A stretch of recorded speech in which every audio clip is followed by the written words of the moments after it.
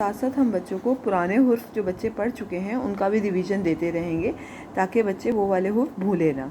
जिस तरह अलिफ, अलिफ के ऊपर मद्दा, अलिफ मद्दा। बे, बे के नीचे एक नुक्ता, पे के नीचे 1 2 3 नुक्ते, ते के ऊपर कितने नुक्ते? 2। या आप बच्चों से बार बार पूछेंगे कि ते के ऊपर कितने नुक्ते हैं, पे के नीचे कितने नुक्ते हैं, से के ऊपर कितने नुक्ते हैं, इस तरह से बच्चों को ताकि याद रहे।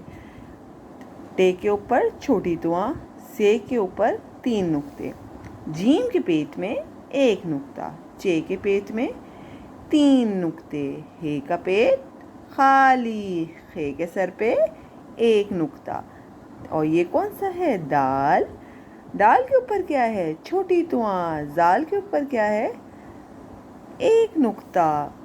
रे के ऊपर कोई नुक्ता है? नहीं। रे के ऊपर तुआ, जे के ऊपर 1 नुक्ता।